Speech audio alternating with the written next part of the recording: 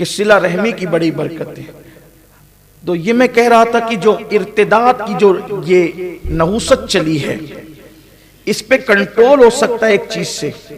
हर मालदार अपने माल का असर अपने रिश्तेदारों पर जाहिर करे, सदका रिश्तेदारों को देने में अव्वलियत दे। मैं समझता हूं हर मालदार अगर अपनी फैमिली संभाल ले, इंशाअल्लाह तबारक व तआला होगा ये कि सब लोग खुशहाल हो जाएंगे।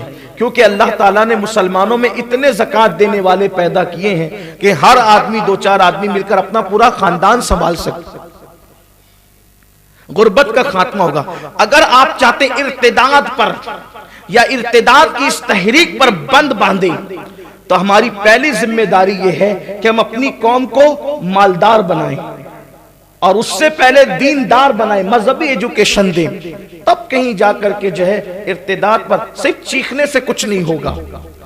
तकरीरें इसका हल नहीं है, अखबार की तहरीर इसका हल नहीं है, यूट्यूब चैनलों पे बैठ करके इस पर गुफ्तगू करना, डिबेट करना इसका हल नहीं है।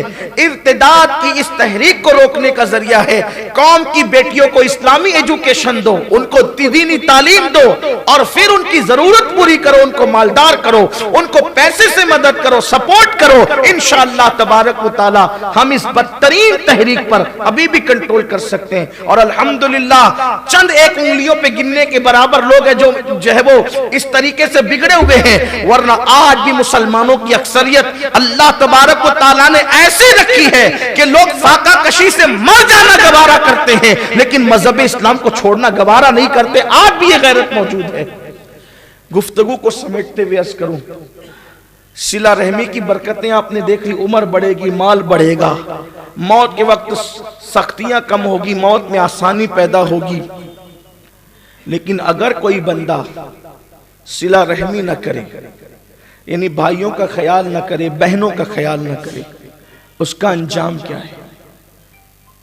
एक रिवायत में आता है कि एक बुजुर्ग थे जो मक्कतुल मुकर्रमा में रहते थे। यहां थोड़ा ध्यान से सुनिएगा आप, इसलिए कि एक हद तक माँ बाप के साथ उसने सुलूक हो रहा है, लेकिन भाई बहनों के साथ उसने सुलूक नहीं हो रहा। मैं अक्सर देख रहा हूं कि अक्सर भाइयों की भाइयों से बातचीत बंद है, मिलते हैं तो खिलखिला के मिलते भी नहीं है।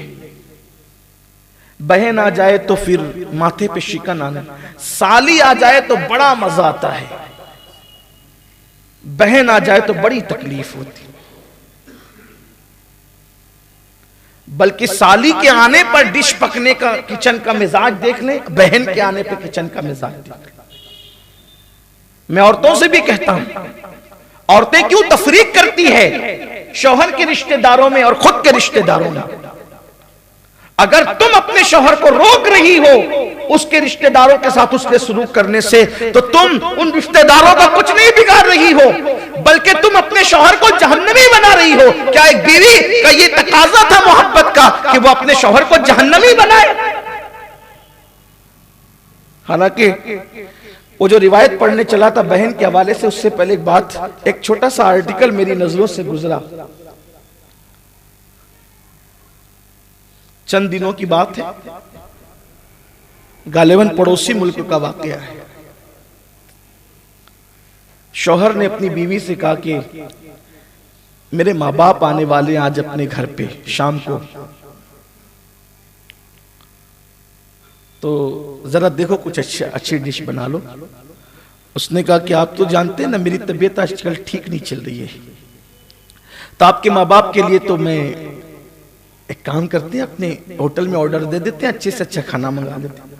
होटल में भी खाना बड़ा अच्छा बनता है, होटल का खाना मंगा लेते, क्या जाएगा। उसने कहा ठीक, क्या ऑर्डर देना है? तो अब ऑर्डर देने में भी बड़ा छोटा दिल। खुदा जाने ये तफरीक क्यों है। बस अगर औरत ये समझ लेना कि अगर मैं अपनी सास से, अपनी नंदों से, अपने देवरों से, जेठ से अपने शौहर को रोक रही हूँ हक अदा करने में, तो मैं अपने शौहर को जहन्नमी बना रही हूं बस। और ये सबसे बड़ी बेवफाई होगी औरत।